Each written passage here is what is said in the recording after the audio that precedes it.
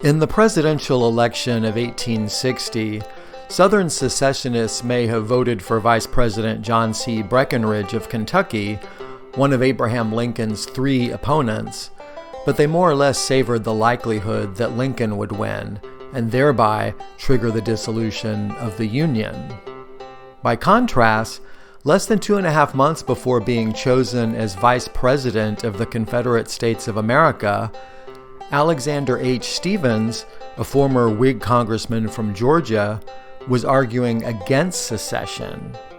He addressed the Georgia legislature on November 14, 1860, arguing that Southerners had brought Lincoln's election on themselves by walking out of the Democratic convention that nominated Stephen A. Douglas, and that Democrats still had enough power in Congress to block any anti-Southern legislation or cabinet appointments.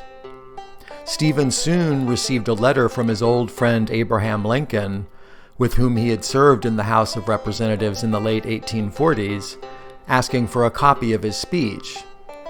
Today, I'll be sharing brief excerpts both from Stephens' speech and from his correspondence with Lincoln.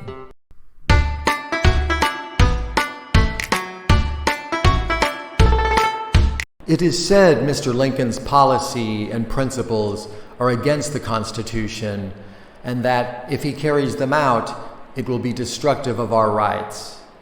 Let us not anticipate a threatened evil. If he violates the Constitution, then will come our time to act. Do not let us break it because, forsooth, he may. If he does, that is the time for us to strike. I think it would be injudicious and unwise to do this sooner. I do not anticipate that Mr. Lincoln will do anything to jeopard our safety or security, whatever may be his spirit to do it, for he is bound by the constitutional checks which are thrown around him, which at this time render him powerless to do any great mischief. This shows the wisdom of our system. The President of the United States is no emperor, no dictator. He is clothed with no absolute power. He can do nothing unless he is backed by power in Congress. The House of Representatives is largely in a majority against him. In the very face and teeth of the heavy majority which he has obtained in the northern states, there have been large gains in the House of Representatives to the conservative constitutional party of the country, which here I will call the National Democratic Party because that is the cognomen it has in the North. The gains in the Democratic Party in Pennsylvania, Ohio, New Jersey, New York, Indiana, and other states, notwithstanding its distractions, have been enough to make a majority of near 30 in the next House against Mr. Lincoln. Is this the time, then, to apprehend that Mr. Lincoln, with this large majority in the House of Representatives against him, can carry out any of his unconstitutional principles in that body? In the Senate, he will also be powerless. There will be a majority of 4 against him. Mr. Lincoln cannot appoint an officer without the consent of the Senate. He cannot form a cabinet without the same consent. He will be in the condition of George III, the embodiment of Toryism, who had to ask the Whigs to appoint his ministers and was compelled to receive a cabinet utterly opposed to his views. And so Mr. Lincoln will be compelled to ask of the Senate to choose for him a cabinet if the democracy of that party chose to put him on such terms. He will be compelled to do this or let the government stop if the National Democratic men, for that is their name at the North, the conservative men in the Senate, should so determine. Then how can Mr. Lincoln obtain a cabinet which would aid him or allow him to violate the Constitution? Why then, I say, should we disrupt the ties of this union when his hands are tied, when he can do nothing against us? Stephens' remarks were well received, and although his friend Robert Toombs was by that time firmly in the secessionist camp and even interrupted Stephens a few times during his speech, Toombs led the legislature in a round of 3 cheers for one of the brightest patriots and purest intellects that lives. As Toombs explained, tongue-in-cheek, I always try to behave myself at a funeral.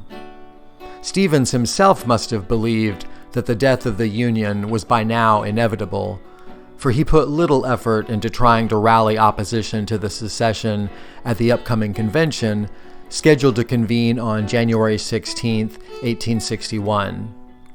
By December 30th, 1860, when South Carolina had voted to secede and Stevens wrote the second of 2 letters to Lincoln, he felt obliged to warn the president-elect of the danger at hand.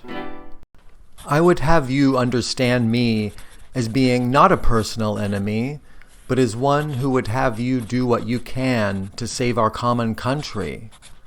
A word fitly spoken by you now would indeed be like apples of gold and pictures of silver.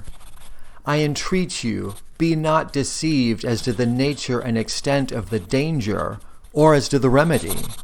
Conciliation and harmony, in my judgment, can never be established by force. Nor can the Union under the Constitution be maintained by force.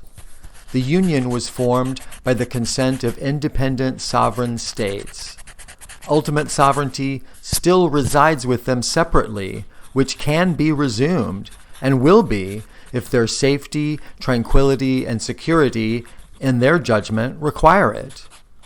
Under our system, as I view it, there is no rightful power in the general government to coerce a state, in case any of them should throw herself upon her reserved rights and resume the full exercise of her sovereign powers.